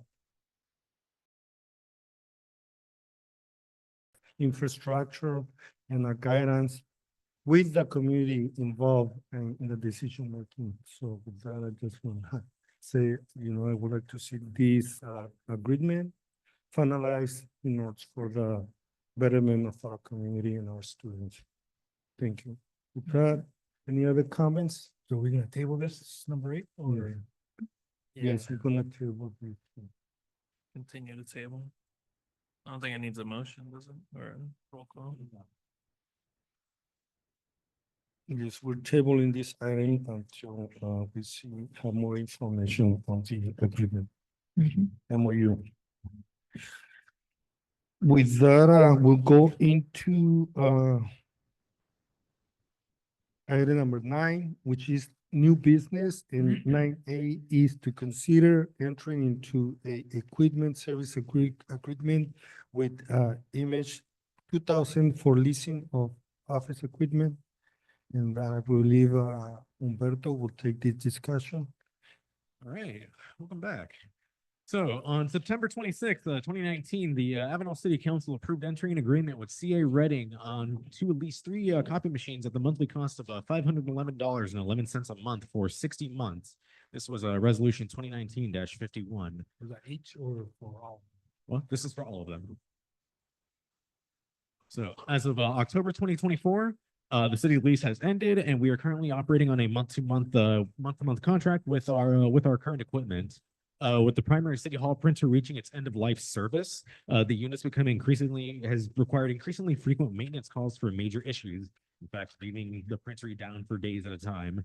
And so due to the age of this machine, parts availability is becoming increasingly scarce, meaning long-term upkeep is becoming increasingly difficult. We can't just have a tech come out the same day and just have it fixed for us anymore. It's a little frustrating to work. Griselda understands.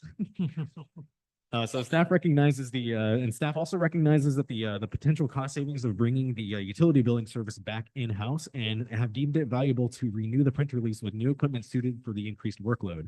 After examining the current usage of our printer, both in total output, how much we're printing now, and workload throughput, how we're getting all of those prints done. Staff has reached out to 4 vendors for lease proposals.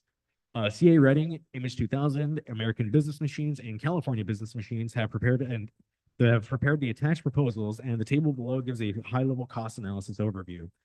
Based on the information provided, staff believes that Image 2000 to provide the best balance between price and performance for our printing needs and foreseeable future.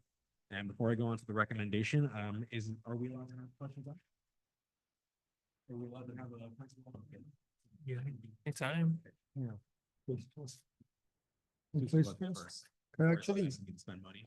yes, I actually do have one question regarding what would be, the option of, buying the equipment instead of leasing in the long run? So we did have a chance to look into that as well. The price differential is about $4,000, $3,000 to $4,000, give or take per machine, as in the lease is more expensive. However, if we were to buy the machines outright, it doesn't come with a support contract. It doesn't come with or that's kind of just the main issue that we're looking at. It doesn't come with the support contract. So we buy the machine, but if anything breaks down on it, it's up to us city staff to support that. We can't just call a vendor and say, hey, can you come out and look at this? So that's sort of that's more or less what the price differential is. It's a security contract in that sense. So while the city manager and I have discussed that as well, and we did kind of come to the conclusion that we weren't happy that it was the safer option, we decided that leasing it was just going to be helpful for us in the long term, as it does free up internal city staff to work on other projects instead of just repairing the main printer as it goes, as these are industrial level machines that we can't just be working on. We can't be spending hours at a time working on these when there are other pressing matters at the time. It makes more sense to have a support contract on that end. It has been the response time when something breaks down. So with CA Reading, our response time has been really good. They always willing to get back to us within the day. For minor software issues, all of that can be handled remotely by them, or they've been happy to walk us through any of those issues. However, over the last year or so, hardware issues have been a little bit more difficult. They've had to send over a tech. The tech will do their examination, and depending on what part is broken, it could be a lead time of anywhere from 3 days to a week. And during that time, we're just unable to use the machine. Final question. Sure. So, in the lease on the contract, does it give you the option to upgrade, after a year or two, or you start with that unit until it breaks down? It's up until it breaks down. Rather, it's for the 5 years. So if the machine does break down for whatever reason, again, they would come in and they would take care of all the maintenance and whatnot, but it wouldn't give us an option to just upgrade like it would be. But it will be an additional cost if you upgrade? That I did not speak about, or I didn't discuss that with them, but we sort of priced these out just according to the needs for for our building and sort of for expansion later on. So we kind of overspec, or rather we asked to overspec based on what we thought we would need. Not only that, but the printer technology doesn't seem to be advancing that much anymore based on what we compared the printer we have now and the new printer, their speeds and features. It's more some conveniences, but nothing. It's more conveniences and a lot of more cloud integration, but a lot of our services are hosted on-prem, so it doesn't make too much of a difference. Rather, what I mean by this is on the cloud, like our OneDrive, like our storage servers are all hosted within City Hall instead of just going out to the cloud. So if the internet goes down, it doesn't mean that we lose access to all of that. It means it still stays within City Hall. So, and that's more or less how we like to keep that around here. So a lot of the cloud conveniences and whatnot, it doesn't make too much of a difference for us. And those are major selling points for all these printers, actually. Any other question for council? We'll let you continue with the presentation. Right, so I guess to go over to break down, or to go over a quick breakdown cost breakdowns. For CA Reading, we'd be looking at roughly $700 a month, or $760 a month. Image 2000 is proposing just shy of 500 approximately, based on our use, or sorry, just shy of 500 after taxes. American Business Machines closer to 410, and California Business Machines closer to 370. The cost per print, they all fall within the ballpark of just under a cent. The pricing model for American Business Machines is a little bit complex. Each price per print is a little different based on the printer we're using.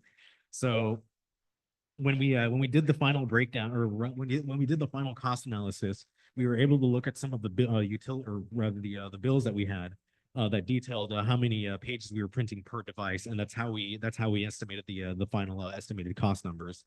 So we're falling anywhere between $600 to $1,000 per our print services. CA Reading, our current contractor, or the current company we lease with, has been reliable. We've been happy with them, but unfortunately, the $1,000 a month asking price, while it is cheaper by roughly $100 a month, it's not something that we're ready to stomach given the alternatives. Image 2000 and American Business Machines are both pretty neck and neck as far as regular pricing goes, at about $750 to $800. And California Business Machines being the cheapest option at roughly $600 a month, or 650, give or take what we would be paying based on our current estimated usage. However, this doesn't really tell the whole story. The main things that the main issues that we kind of looked at is, again, this kind of estimates our total output, but we had to look at our work throughput as to how we're getting to all of these prints getting done. So a lot of our big prints so a lot of our day-to-day prints are rather minor, but those numbers really do accumulate when we do maybe once a week or so when we do our major print, or our volume prints. So for instance, our council packets, that's 300, for instance, right now, that was 300 pages for the first packet. So, we could be printing, maybe 20 packets, an hour, 20 pages an hour, but all of a sudden, if we get this order for, 2,000 pages or something like that, you can see how this adds up really quickly. So we have to make sure that the machines that we're requesting can handle all of those pages at once. And that's kind of what we spoke about when speaking to these vendors. And we also mentioned the idea of our utility billing printing, which would be another 4,700 pages. So you can see how, and that'd be handled over the course of maybe a day or two. So you can see how a massive volume of prints needs a printer that can actually handle all of that workload without it breaking down, So that's kind of what we had to look at on this end as well. And on my own personal IT ventures, I've had the chance to work with printers from across all of these vendors as well. CA Reading is a linear, specializes in linear. So we have a lot of experience with them over the last 5 years, just within City Hall. Image 2000 works with Sharp. I've had the chance to speak to City of Clovis, who actively runs them. They said they've been really happy, both from the system administration side, so the side that Noah and I would be handling, and from the day-to-day end user side.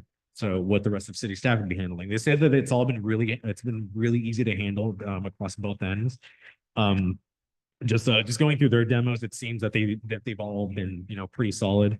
The main workhorse machine that we'd be looking at is 55 pages a minute. It's a slight step down from the 60 pages a minute that we have right now, but it's not as big of a step down as what everyone else is proposing to us, anywhere from 50 to 45. So anything that's reliable on that and can kind of push those speeds when we need them to be done, it's kind of what we're looking at. American Business Machines as well. I've worked with Canon personally, through another side venture, using sort of the same software that we have implemented within City Hall, or within the city at large. We found that Canon machines tend to have scanning issues with some of the software that we use. So that was kind of our point of contention between these two companies. Do we want a system that we know generally works, or do we want one that we might have to fuss with? We might have to bring out support every now and again when we want to, introduce a new sort of a new scanning folder or whatnot. This is kind of the issues that we ran into when working with Canon personally on a side venture. California Business Machines works with Kyocera. We have worked with a couple of those machines out in the past, and generally speaking, I haven't been too happy with their general design, the general machine design of their machines themselves. So the actual repair process of getting a machine repaired, I wasn't too happy with that end when I worked with them personally. So at the end of the day, I ruled out CA Reading as hey, it's a little bit more this is a little bit too expensive for what we're looking for right now. And Image 2000 just happens to hit all the check boxes that we were looking for. So that's kind of a quick breakdown on the price and just how we find the price, the quote unquote price to performance ratio. And again, I have the granular price breakdown attached as well, further into the packet, as well as the vendor proposals and the product specification sheets. And I have those pulled up here right now. They're a little bit complex to look at, but it's kind of why I'm trying to break these down as simply as I can, or rather, just trying to give you the highlights of what it is that the city was looking for exactly. But at the end of the day, this is kind of, we do recommend Image 2000, but to go into a proper recommendation, staff is recommending by resolution to authorize the city manager to enter a 60-month lease agreement with Image 2000 for 3 new copier machines. For fiscal impact, we'd be hitting a slight monthly savings of approximately $220 to the Administrative Services Department lease budget. And this will increase once the city includes stuffing and mailing machine to send out the utility bills with. So not only would we be printing, we would also be folding and stuffing and mailing out ourselves. And to send out other utility bills, to send out the utility bills and other important notices, but we'll compensate from savings by bringing all of these services in-house. So currently we contract out with another company to handle the printing, the shipping and stuffing for us. Yeah, so just to clarify on that last point that Umberto's making is that this is the first step of obviously continuing the equipment services that we have at City Hall, but we're also looking after this is finalized at buying a folding machine or leasing a folding machine, probably also from the same vendor. That way we can do our utility bills in-house and send them from City Hall and probably get the turnaround a lot faster instead of paying a third-party servicer to print stuff, mail, and then charges for each copy, charges for the mailers and the envelopes and everything. We do anticipate that being a bit of a savings, and that also spreads some of the costs since the utility bills is a expenditure on the water enterprise account, water and wastewater, and uh, refuse collection. So we'd be able to spread those costs out. That's how we felt we could justify having the better machine in service. Sounds good. When do you anticipate getting these machines once we order them? Once we order them, I want to say they'd have them in within the week. Any other questions? Comments? I just wanna confirm the resolution number since no longer It'll be 2024. 2025-07. 2025-07. So is there any other questions? Is there a motion to approve resolution 2025-07? So we have a motion by Councilmember Verdugo. Is there a second? I'll second it, and that's for with image, right? Yes. Okay. So we have a second by Councilmember Leticia. Yanis, and Angie, roll call, please. Mayor Pro Tem Gomez, Aye. Councilman Reynosa, Aye. Councilman Hernandez, Aye. Councilman Verdugo, Yes. Mayor Preciado. Aye. So let it show for the record that resolution 2025-07 passed by a vote of 5-0. Thank you for that presentation. Thank you.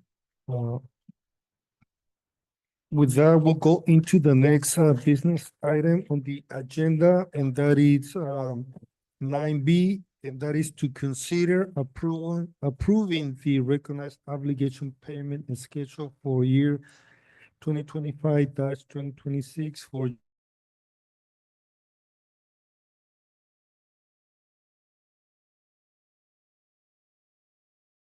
through Yeah.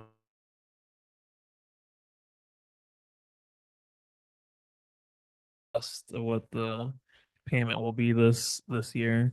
So just to give a little bit of context to the council is that the city does still have two outstanding bonds, infrastructure related bonds, one which was curb, streets and gutters, and the other was the water and wastewater plants.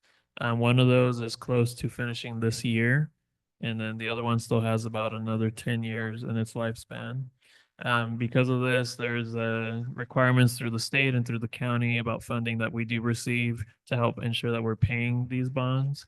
And we need to set a schedule and present a schedule of where that money is going to, the money that we are receiving, the money that is going to be paid out. So this is something that the county is requesting to have no later than January 22nd, which happens to be the day before our next council meeting.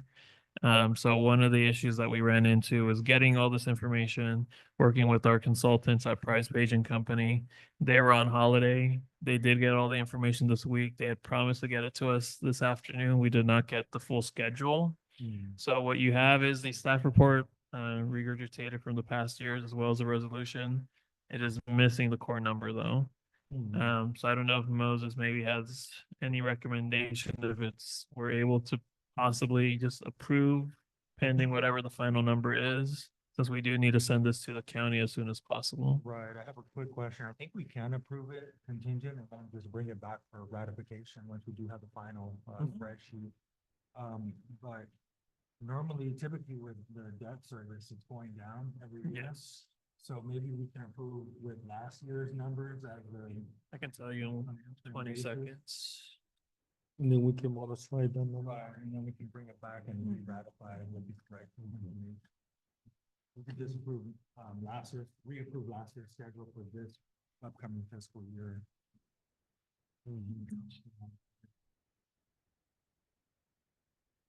Yeah, if you give me a quick minute, I should find it. That makes sense. Yeah. So last year's was. No, that was.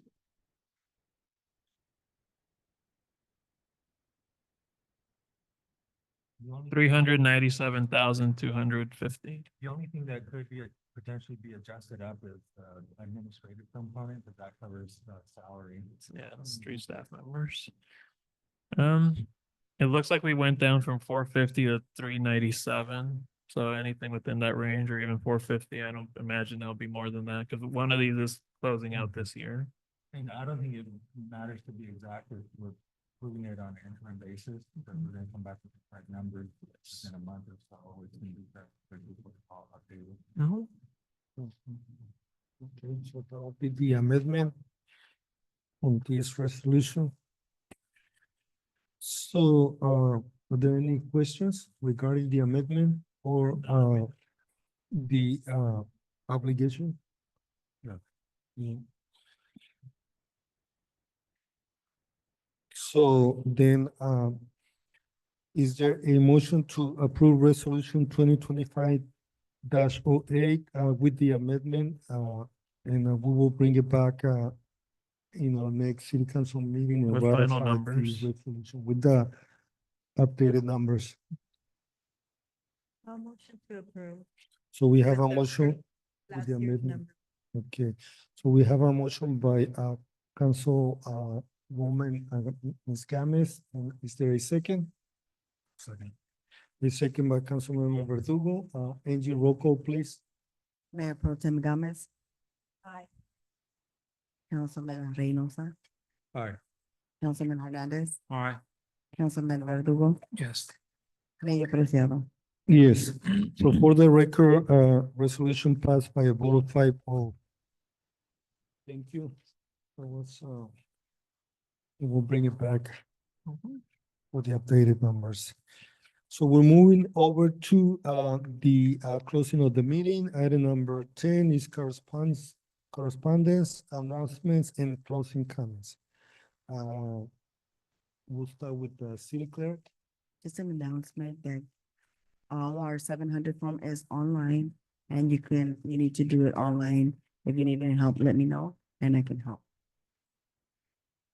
Thank you. And I don't have any correspondence at Mm. this time. And there's a deadline for it, right? Which Yes. is. April 1st. Appointed. Right.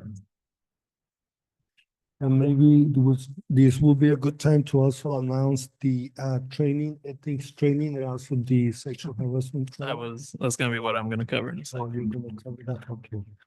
So, any closing? No closing comments. Okay, thank you. With that, we'll go into our city manager, Mr. Lopez. Do you have any announcements or closing comment? Yes, thank you, Honorable Mayor. Just want to congratulate all the council members and the new council members. Ready for an exciting year, with a lot of projects that we have in the pipeline, and I'm very excited to share them with you pretty soon. That's what leads into, we do have a few trainings that are coming up that we need to probably calendar in as soon as possible. We'll need Brown Act, ethics training, sexual harassment training, the tech use policy, issuing out iPads, and then, of course, goal setting and strategic planning, that we have a good idea of what we're trying to accomplish this year. So we'll discuss this a little bit later, just to get those all hashed out. But just to keep that on the horizon. Do just want to reiterate one more time about Brian Skaggs, our former city engineer services, is tomorrow at 10 a.m. So if you are planning to go or like to join Angie, the city clerk will be attending. Please let us know as soon as possible. And our next meeting will be January 23rd. And we may have some other special presentations and we'll move it back to the meeting rooms. This was a special occasion. But other than that one, then the check presentation on Monday at noon. So also, please let us know if you need a ride or if you can meet us out there. Other than that, very appreciative of the very expedited, quick meeting. Didn't make it too difficult for staff, I hope. Hope not. Thank you. So we'll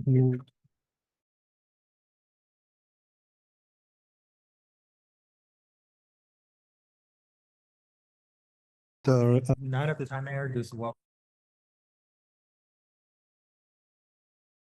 okay, thank you, Mr. Lopez. Actually, did you mention the ethics training on sexual harassment? I mentioned that we're gonna have to plan those out soon. So, Yeah, so we'll have to get together and see everyone's schedule and so the first dates that you sent didn't work out? not yet, but we'll discuss those in a bit. Okay. And because that's gonna be a special meeting, you can, it's not a Brown Act violation to reach out on potential. Okay. So, sounds good. Want to keep away from the Brown Act violation. With that, I will go into, Councilwoman, Ms. Gomez. Do you have any comments, closing comments? I'm just, thank you for the voters that voted for myself and the other councilmen. And, I'm happy to be here. Thank you. Thank you. And I actually apologize for saying, Mayor Pro Tem. No, She's that's perfectly fine, thank you. Then we'll go into next in turn, Councilmember, Mr. Reynosa. Do you have any closing comments? Or closing comments? Well, we're just looking forward to work with everybody. So we can see if we can have a new plan for Avenal and hopefully everything goes well. Thank you. And with that, we'll go into Council Member Pablo Hernandez. Do you have any closing comments? Yes, I just want to welcome the new elected councilman, and I hope that we get to work together so we could make our community safe and enjoyable for everyone. Thank you. Okay. Thank you. And any closing comments from Councilman Verdugo? Yeah, I also like to welcome you guys to the council and hopefully we'll work together and doing a lot of things good for the city. And also I'd like to thank everybody who participated during the Stand Out Patrol. That was on the third night I went home and I actually just punked out. I went to sleep. I was pretty tired, but it was it was a great event. Even the Grinch got some little kids giving them Grinch. Here, Grinch, candy canes back to you, you know, but it was a great opportunity to go out and see all these kids and see our happy faces. And just hopefully we'll have another good 4 years. Thank you for everybody who voted. Thank you. And I also would like, first of all, I would like to thank the people who showed up today to our first meeting of the year. I see the grand jury, I see community members, I see city staff, I see the police chief, see my wife. And I see many other community members, family members that are showing support for your new elected council members. I also would like to say that your comments will be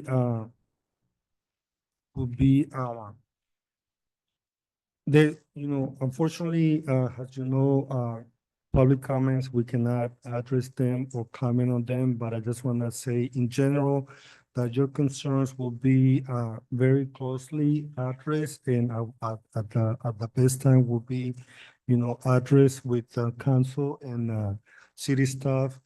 We always look seriously our complaints or concerns. So don't believe that we're not responding because by state law we're prohibited from making a comment, but in the future will be an agenda item, or our city will direct city staff to address those issues. I also would like to congratulate Mayor Pro Tem, Councilmember Reynosa, and also Councilmember Verdugo for being re-elected to City Council. And also looking forward to represent the city, the many boards that I represent. You know, I became involved with city politics in 2008 at the Planning Commission, and 2010 I got elected as a council member. And you know, I'll be due in 2016. I got 2 more years, but I wish the best. And I always would like to invite community members who are willing to join this board, this council. You know, it's open to anybody who wishes to voice concerns, help the community to better Avenal. And you just need to be committed, have the time, and be respectful to each other. Sometimes, you know, temper may go different directions and we may raise our voices. Sometimes we won't say anything because we're not allowed to because of the brownout or other mandates. But believe me, you know, I will try to bring back the talk to your council. We had it before, but there wasn't no community participation. Unfortunately, there was only 1 or 2 people showing, council members were there for 2 hours, 6 to 8 PM once a month, and there was no participation from the community. Sometimes we do see a lot of concerns, complaints on Facebook, but sometimes those concern or complaints don't get anywhere because sometimes you know, council, more than 2 get involved in the conversation and we're violating the Brown Act. So we cannot take action or response to some of the comments or concern, but it's not that we don't care. It's just we cannot do that and get involved and violate state mandate, state law. So I hope that you understand our situation, but you are more than welcome to be part of the decision making in the direction that the city will move forward. We have a new year ahead of us, 2025, and looking forward to continue with the progress of our small rural community, proud of it, and together we can make it better. So you know, thank you, and this is was it was a good meeting, and we're still gonna go into closed session. There may be some items to disclose out of closed session. If that's the case, we'll do after closed session. We'll be coming back online, and we'll be coming back into this building to report out of action on closed session. So for now, thank you, and we're moving into closed session. Yeah, we'll be taking a 5-minute break.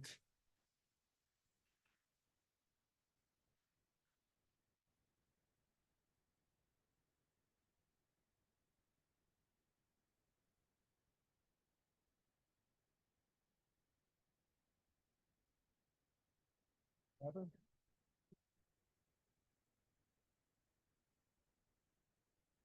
Thank you.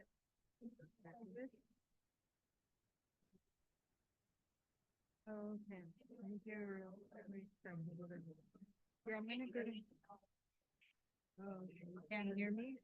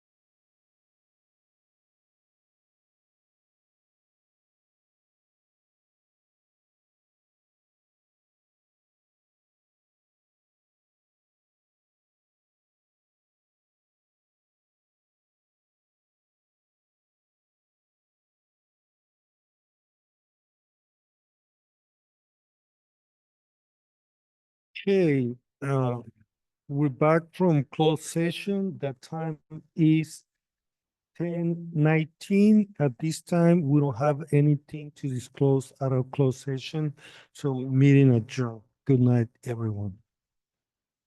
Right.